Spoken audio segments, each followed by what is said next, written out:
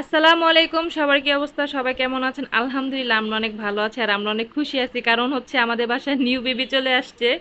তো এই যে কালকে আমাদের বাসায় আমাদের বিড়াল ৩টা বেবি দিয়েছে। আর এটা হচ্ছে বাবা, ওর কোনো ফিলিংস নাই, ও যে বাপ হইছে, এর আগে বাবা হইছে। আর ভাবনি হতো সিম্বাটারে। সিম্বা এখানে এখানে এখানে এখানে আসো।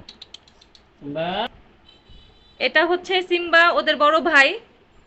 ও আমার বিড়াল যখন ফার্স্ট বেবি দিছে ও হইছে কালোটা। এখন দেখি মাশাল্লাহ ওদের কালারটা অনেক সুন্দর আসছে।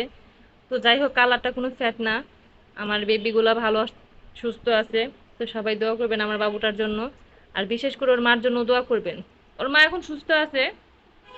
তারপর এখন যে গরম পড়ছে ওর মা ও অনেক হাঁপাইতাছে। কি পরিমাণ মানে এবার স্টুডেন্ট বেড়ে গেছে। ও থামবে না। মানে ওর মা একটু হাঁপায় বেশিরভাগ, মানে এতটা গরম। তো যাই হোক, সবাই ভালো থাকবেন, বাবা সুস্থ রাজনীতি গেছে, থাকবেন। বাবা রাজনীতি গেছে। এই যে ও ঘুমাইতেছে, ওর কোনো ফিলিংস নাই। ওর ওর কাছে যে কতগুলা বাচ্চা দিছি, এই যে 2টা বাবু।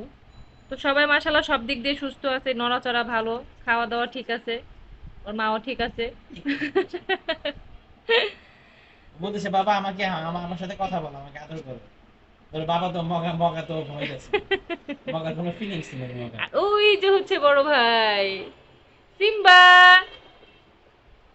সিম্বা, এটা হচ্ছে বড় ভাই আর এগুলো হচ্ছে ছোট ভাই বোন। যাই হোক, আমি এখনো বলতে পারতেছি না ছেলে নাকি মেয়ে। আর একটু বড় হলে বোঝা যাবে।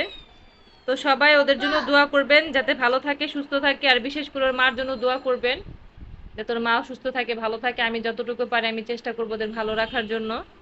তো সবাই দোয়া করবেন। আল্লাহ হাফেজ।